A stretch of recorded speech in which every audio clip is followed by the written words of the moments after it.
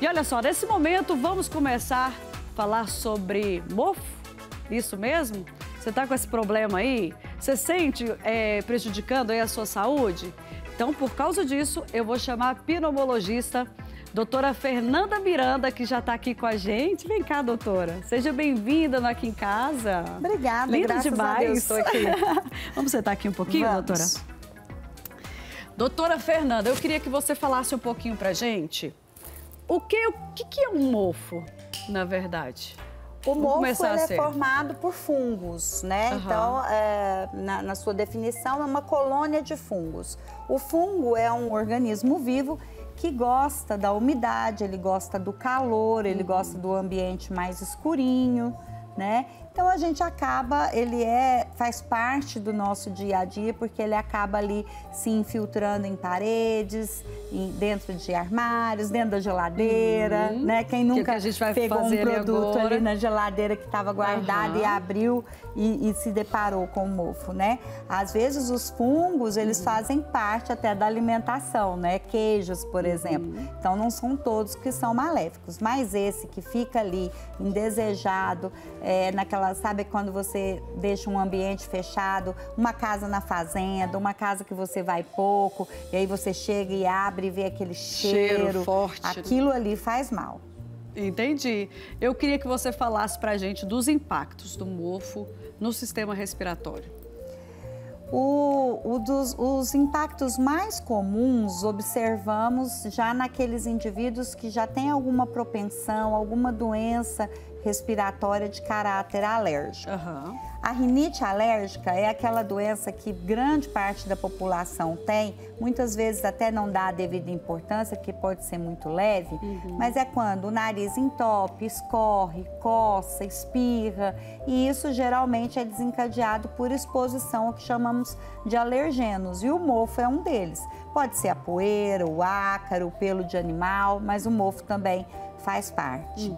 Quando a gente desce um pouquinho mais ali para nossas vias respiratórias que estão dentro dos pulmões, aí a doença se chama asma, né? A asma, ela é uma doença que se caracteriza por crises, por sintomas recorrentes. E pode ser acarretado pelo mofo? Exato. A asma, ela se caracteriza por crises recorrentes de falta de ar, podendo ou não haver um chiado no peito, presença ou não de tosse, desencadeada por alergenos, entre eles o mofo. Então, não é difícil a gente ver o asmático comentar. Eu estava bem e viajei, cheguei num lugar que tinha muito carpete, que tinha muita cortina, que tinha aquele cheirinho forte de mofo e acaba desencadeando e descontrolando a sua doença. O mofo, ele é mais prejudicial para alguma faixa etária ou é tudo igual? Para criança, para jovem, para idoso? Ou é da mesma forma? Quando a gente está falando das doenças alérgicas, né, vamos dizer assim, é qualquer faixa etária. Mas é importante também a gente lembrar que esse mofo caseiro, ele pode causar uma doença chamada pneumonite de hipersensibilidade. É um nome meio complicado, né, meio comprido, mas que, resumindo, é uma doença que pode se cronificar e evoluir para uma fibrose pulmonar. O que é um desfecho catastrófico, porque falta de ar, tosse crônica e não tem cura. A gente consegue, às vezes, retardar a progressão da doença. A pneumonite e hipersensibilidade, o mofo é uma das causas. Outra causa, às vezes o pessoal vai até se assustar, é o convívio com pássaros. Então, quem tem aquela calopsita, põe no ombro, ou usa o travesseiro de pena de ganso, ou edredom de pena, tem que tomar muito cuidado, porque não é toda a pessoa que vai desenvolver, mas ela pode sim ter a pneumonite e hipersensibilidade. No nosso meio, no Brasil, a maior causa é a exposição ao mofo.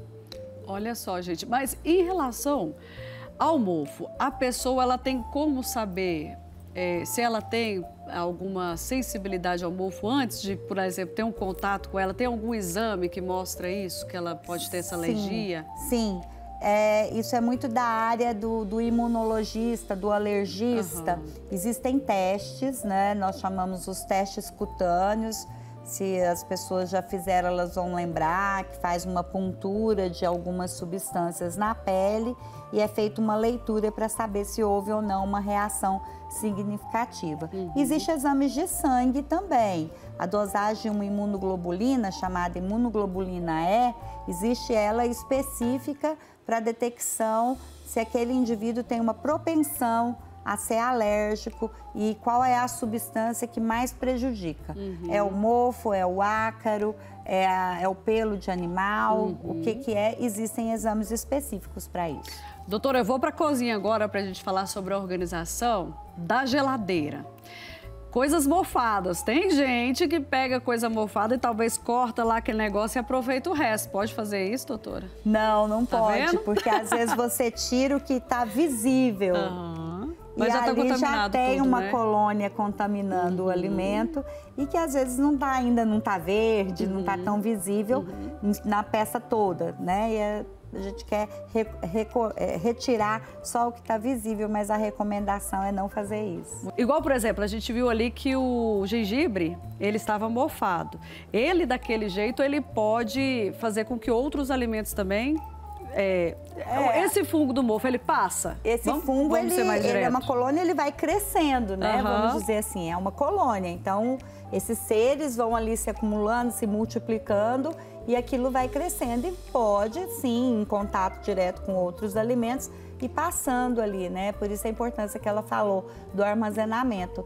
E o grande problema também do mofo, do fungo no alimento, são as infecções alimentares. A gente está falando muito aqui dos problemas respiratórios, mas a gente tem que lembrar também que esses fungos que não são próprios para consumo, sendo consumidos, podem causar infecções sérias ali no trato gastrointestinal. E eu tenho certeza que um monte de gente tá indo lá correndo na geladeira e já tá jogando aqueles alimentos de mofo lá, né? A gente vai conversar com a nossa pneumologista que tá aqui, né? A doutora Fernanda, que eu tenho certeza que você tem perguntas aí para ela, não tem?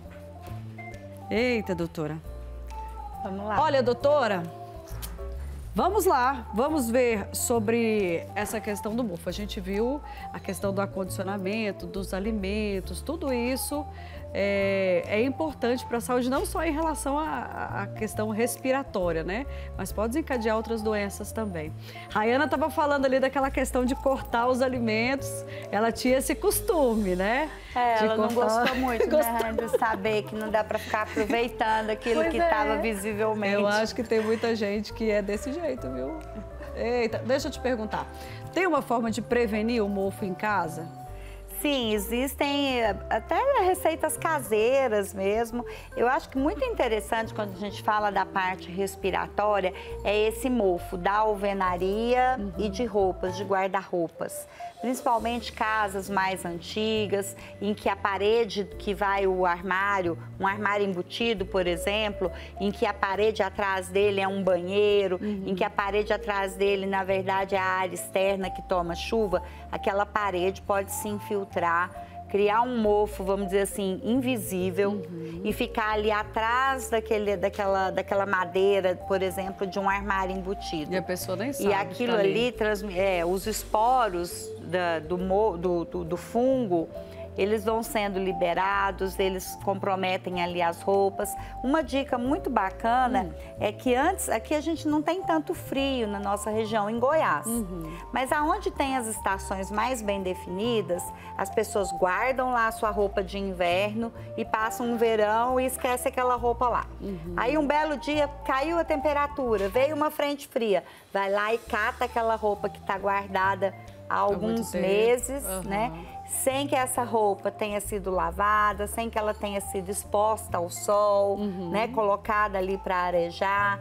Isso aí é um veneno, tá né? vendo, gente? Para o sistema respiratório. Então, assim, a gente sabe que uma hora vai fazer frio. Já sabemos mais ou menos qual é a época do ano que isso vai acontecer. Tira Então, antes. vamos tirar essa roupa antes, lavar, secar bem. Como dizem, né? Deixa a roupa colocar o sol. respirar, como a pessoa fala, né? Vamos botar a roupa para respirar fora do... Não guardar roupas que ainda não estão completamente secas, né? Porque aquilo, lembra, o mofo, o fungo, ele gosta disso, um ambiente quentinho e úmido. Então, você pega uma roupa que não secou bem, dobra, esquece lá no guarda-roupa, aquilo ali é um prato feito, né? A casinha que o mofo quer. Então, usar essas roupas também vai fazer mal, né? Para nossa respiração, principalmente. E muito cuidado com esse mofo invisível, aquela doença que eu falei ali atrás, a pneumonite de hipersensibilidade.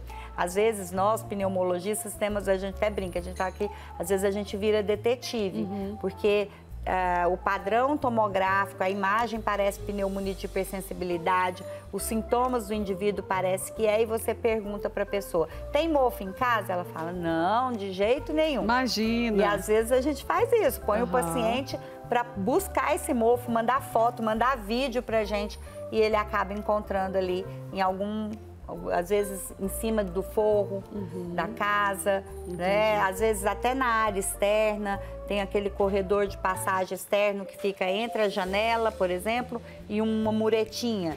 E é aquela mureta ali que está mofada, não é dentro de casa, mas é próximo. Tem que fazer um processo investigativo mesmo, né? Buscar. E se for na alvenaria, tem que ser tratado, né? Às vezes vai aprofundar até ali no reboco, vai precisar passar por uma reforma, sim, né? Uma nova pintura, raspar aquilo ali.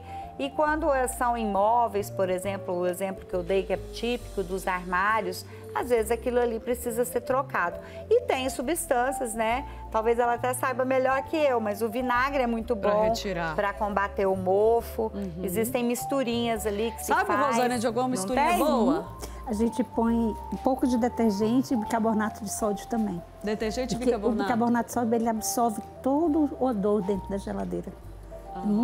O bicarbonato é excelente também. E tira também de superfície? E fora também, né? Fora também. Sim. A gente até piso limpa com bicarbonato e detergente. Que bom, gente. Aí, tá vendo? Bicarbonato e detergente, um pouquinho de água. Sim. Tira o mofo. Quem já tá atacado? Ai, o mofo, já tô sentindo alguma coisa que o mofo fez. O que faz, doutora? A pessoa precisa ter um diagnóstico, eu sempre digo isso. Às vezes, como eu te falei, por ser às vezes sintomas que não comprometem a sua qualidade de vida ali diariamente, vem crises. Vamos começar a falar dos primeiros sintomas? Vamos falar assim primeiro da rinite. Rinite é aquele indivíduo assim, ó, ele tá bem, aí ele se expõe a algo que às vezes pode ser que não seja identificado, às vezes é. Ontem eu tive uma paciente, por exemplo, uma asmática que chegou no meu consultório e falou, eu sei direitinho o que aconteceu, eu usei uma água sanitária, estava tudo bem, de repente veio aquele cheirão aqui. Aí fica mais fácil. Para diagnosticar, né? Então, a rinite é aquele indivíduo, ó, que fica ali coçando o nariz e fica mexendo no nariz. Às vezes a criança faz até uma linhazinha aqui, uma dobrinha no nariz. É típico de quem tem rinite, porque fica fazendo assim, empurrando o nariz. Então, coçando o nariz, aqueles espirros frequentes, espirra 5, 6 vezes de uma vez, aquele nariz que fica aquela coriza, aquela aguinha descendo ali, constante, ou que fica entupido, só de um lado, ou às vezes as duas narinas. Isso são sintomas que pode ser a rinite e ela pode ser alérgica. O mofo seria um dos fatores de risco, fatores desencadeantes. Quando chega no consultório lá, a senhora já pergunta, não tem mofo em casa, não? Tem que perguntar, né? Sempre. A gente pergunta do mofo, do animalzinho doméstico, se tem gato, pode ter alergia muito tapete, carpete, cortinas. Crianças habitualmente têm bichinhos de pelúcia. É bom que se evite a exposição, livros expostos em prateleiras abertas. É bom que sejam com portas, que seja fechado. Por quê? Porque é acúmulo de pó. A gente, hoje em dia, em casa, a gente tem que evitar o acúmulo de poeiras, né? Seja a poeira que a gente chama de doméstica, ela é muito cheia de ácaro, né? Então, não é só o mofo. Mas, voltando aí ao assunto, a rinite, ela tem tratamento. Certo. E muitas das vezes, o indivíduo, para tratar a rinite, ele não vai usar o remédio só na hora da crise, como a gente está habituado. O nariz entupiu, coçou, escorreu, espirrei, vou lá e tomo um antialérgico, dá uma paliada. E às vezes não, às vezes ele precisa usar medicamentos de forma continuada, por períodos longos. Os principais são aqueles à base do corticoide tópico nasal. Aquele que ele borrifa ali todo dia, o spray. Por quê? Porque essa doença ela é desencadeada por um alergeno, mas ela é um processo inflamatório da mucosa. Então a gente tem que desinflamar, desensibilizar, né? Isso aí pode avançar para a garganta, pode avançar para os brônquios. E quando essa alergia que eu contei aqui do nariz acontece lá nos brônquios, é a asma, que as pessoas têm o hábito de chamar de bronquite ou bronquite asmática. Mas a doença tem nome, ela é asma e o indivíduo tem que saber que tem, porque a asma ela não tem cura, mas ela tem controle. O indivíduo asmático ele pode viver absolutamente normal, ter suas atividades do dia a dia, talvez até se expor e não se sentir mal. Talvez tenha que redobrar a atenção no ambiente que ela está, por exemplo, né? Que ela vive, né? Os cuidados. A gente costuma dizer que o indivíduo que tem asma, ele tem um pulmão mais exigente, né? E aí ele não vai tolerar muito essas exposições. Mas para isso tem tratamento. O objetivo hoje da medicina, da pneumologia, quando trata um indivíduo que tem asma, é que ele fique absolutamente livre de sintomas. E para isso, às vezes, ele vai precisar usar um remédio todo dia. Igual é o hipertenso, igual é o diabético. O diabético não espera a glicose dele lá em cima para tomar o remédio. O hipertenso não quer esperar a pressão dele lá em 16, 18 para ir tomar o seu remédio. A asma é a mesma coisa. Não vamos esperar vir uma crise que tenha que ir para o pronto-socorro, tomar remédio na veia, tomar aerosol, ficar internado, em casos mais graves até ir para uma terapia intensiva. Não vamos esperar até essa crise. Vamos tratar, manter a doença sob controle. Faz parte do controle que a gente chama de higiene ambiental, que é o que você está fazendo ali na sua geladeira hoje, né? É verdade. Gente, ó, quero agradecer primeiro a doutora, né? Obrigada, doutora Fernanda Miranda, que esteve com a gente aqui, tirou todas as dúvidas.